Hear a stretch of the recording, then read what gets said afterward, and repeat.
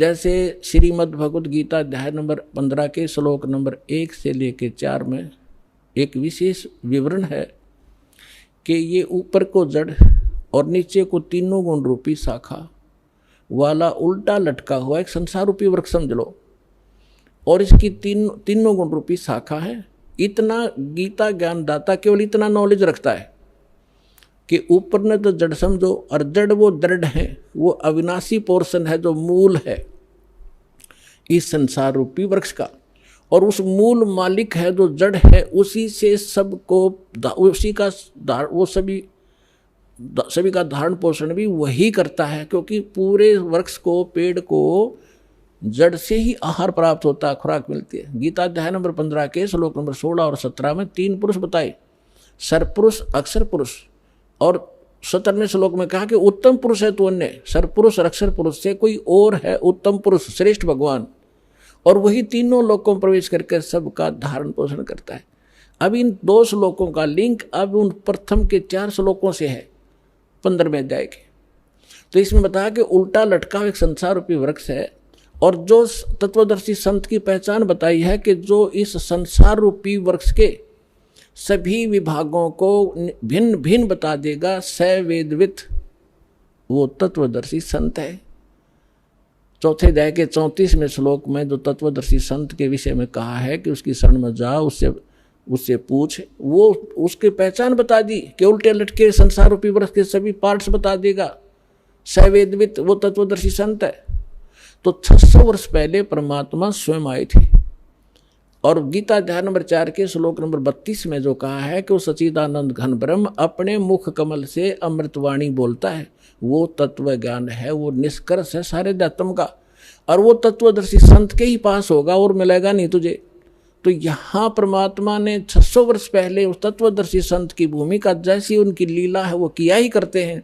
जैसा दास ने अभी वेदों के प्रमाण आपको बताए थे, रेफरेंस बताए थे, उनमें यही लिखा हुआ कि परमात्मा ऊपर रहता, ऊपर के लोक में, सतलोक में, वहाँ से चल कर आता सह शरीर, और यहाँ 3 प्रकार से के सतिथि से हमारा धारण पोषण करता है। एक तो आपको बता सतलोक में रहता है, जब उसको वहाँ तो उनका शरीर बहुत तेजों में होता है, करोड़ सूर्य मिला दे, करोड़ चंद्रमा एक रोमकूप की उनकी शोभा होती, इतना तेज है।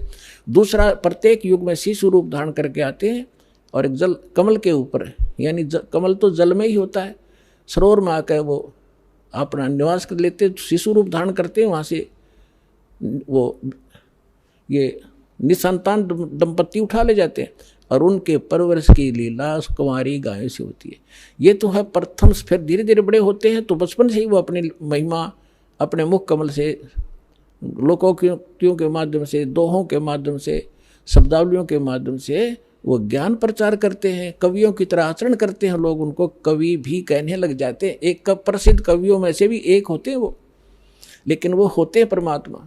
अब तीसरी सतिथि वो बताई है कि वो तीसरी सतिथि में वो कभी भी कहीं भी किसी को संत रूप में, महापुरुष के रूप में आकर दर्शन देते हैं, उनको ज्ञान सुनाते हैं, अपने से परिचित कराते हैं।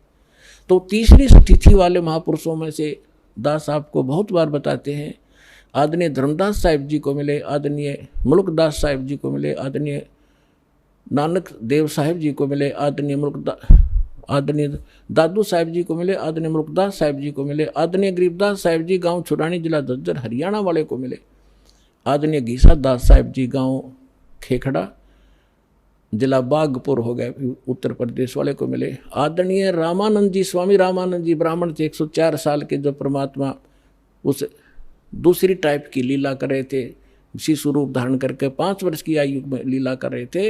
104 वर्ष के ब्राह्मण को सब वेदों और गीता से पराजित कर दिया था। तब उस महापुरुष ने परमात्मा की शरण ली थी, उनको सचखंड लेकर गए थे। इन सभी महापुरुषों को अपने से परिचित कराया था कि मैं कौन हूँ, जो तुम्हारे वेद बताते हैं मैं वही हूँ, और मैं ऊपर रहता हूँ, वहाँ से चल कर आता हूँ और यहाँ ज्ञान देता हूँ। तब उन महापुरुषों ने स्वयं देखा सचखंड में जाकर, फिर वापस छोड़ा उनको। तब रामानंद जी ने कहा था, तुम साहेब तुम संत हो, तुम सतगुरु तुम हंस, और गरीबदास तेरे रूप बिना और न तुझा अंश। तुम ही साहेब हो, तुम ही सतगुरु हो।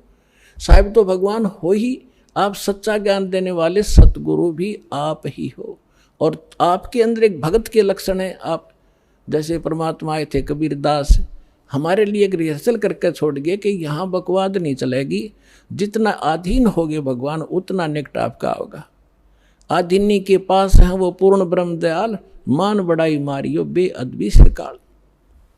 हमें सब परमात्मा भक्ति के लक्षण भी बता के गए हैं और उनसे होने वाली हानियों का भी परिचय दिया है, और किस प्रकार आपकी भक्ति नष्ट होती है वो भी जानकारी दी है, और कैसे सुरक्षित रहेगी। जैसे माता गर्भ को राखे यत्न बनाए, ठेस लगे तो छन होवे तेरी ऐसे भक्ति जावे। पुणात्मा, जब आपको इस भक्ति की कीमत का पता चलेगा, जैसे किसी बहन को गर्भ रहा हो माँ को, और फिर उसको पता है उसको कैसे रात को भी चिंता रहती है कि कहीं मेरा बालक मेरा बच्चा खराब ना हो जा, ऊंचे नीचे में पैर ना रखा जा, रात में करवट लेते समय भी एकदम उधड़ के पड़ेगी कि जब बच्चे का दाब ना गिर गई हो, तब वो गर्भ रूपी लाल को वो सफल करती है। इसी प्रकार परमात्मा बताते हैं, जैसे माता गर्भ को रखे यत्न बना और ठेस लगे तो वो खराब हो जा, तेरी ऐसे भक्ति न साव। तो इस भक्ति के अंदर आपने मर्यादा गढ़नी जरूरी है, सावधानी। अब परमात्मा ने आपको सद्भक्ति भी मिल गई, दास भी मिल गया, आपके अंदर भक्ति प्रवेश भी कर दी। अब उस लाल को आपने सुरक्षित रखना पड़ेगा। जरा सी लापरवाही में वो बात भक्तिहीन हो जाओगे, फिर वहीं की वहीं फिर स्टार्ट होगी नए सिरे से। तो इससे इतना डर के इस भक्ति को सफल करो। अब जो प्रसंग चल रहा है कि अब हम इसको कैसे सफल करेंगे और कैसे हमें प्राप्ति होगी परमात्मा की, ये इसमें मूल कारण